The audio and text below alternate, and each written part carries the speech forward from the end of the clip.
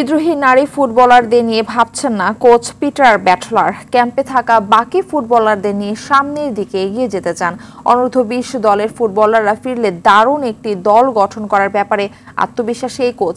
এদিকে সমস্যা সমাধানে বিদ্রোহী ফুটবলারদের সাথে আলাপ চালিয়ে যাচ্ছে বাফুফে। বিস্তারিত মাহফুজুল ইসলামের রিপোর্টে। ব্রিটিশ কোচ পিটার বাটলারের উপর সিনিয়র নারী ফুটবলারদের নানান অভিযোগ, যার মধ্যে বেশিরভাগই খুবই হালকা আর কারো কারো কাছে হাস্যকর। বিদ্রোহী এই কয়েকজন ফুটবলারকে নিয়ে সারা দেশে তোলপাড় হচ্ছে সমালোচনা। বেশিরভাগই বাটলারের পেশাদারিত্বকে সম্মান জানাচ্ছেন। বিদ্রোহী ফুটবলারদের হুমকিকে তোয়াক্কা না করে দেশের ফুটবলের স্বার্থে তাদের বিরুদ্ধে কঠোর ব্যবস্থা নেওয়ার কথাও বলছেন কেউ কেউ। এসবের মাঝেই বাকি ফুটবলারদের নিয়ে সকালে বঙ্গবন্ধু স্টেডিয়ামে অনুশীলন করেছেন কোচ পিটার। গণমাধ্যমকে জানিয়েছেন পেশাদারিত্বের বাইরে যাওয়ার সুযোগ নেই।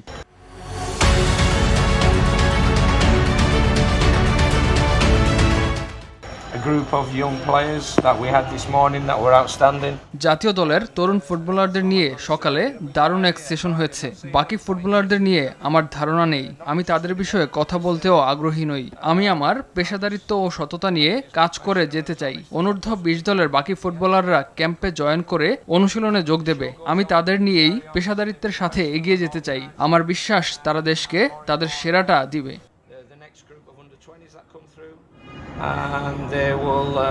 সার্বিক পরিস্থিতিতে এটি স্পষ্ট, বিদ্রোহী সিনিয়র ফুটবলারদের উপর বিরক্ত বাফুফে। নারী উইং প্রধান মাহফুজা আক্তার কিরণের কথায়ও সেটি স্পষ্ট। ওরা তো অ্যাডাল্ট, তাই না?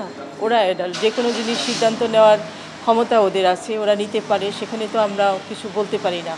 আমি আন্ডার-12 ওদেরকে আমি নিয়ে এসে আজকে এই পর্যায়ে নিয়ে এসেছি। আমি চেষ্টা করেছি ওদেরকে বোঝাতে যে তোমরা যেটা করছো সেটা করো না। এটা ফুটবলের জন্য, তোমাদের জন্য কারোর জন্যই ভালো না, দেশের জন্য কারোর জন্যই ভালো না। পরিস্থিতি স্বাভাবিক করার চেষ্টায় আছে বাফুফে। তবে বিদ্রোহী ফুটবলাররা নিজেদের অবস্থানে অনড় থাকলে তা হতে পারে দেশের নারী ফুটবল ও বিদ্রোহী ফুটবলারদের জন্য অশনি সংকেত। মাহফুজুল ইসলাম, RTV, ঢাকা।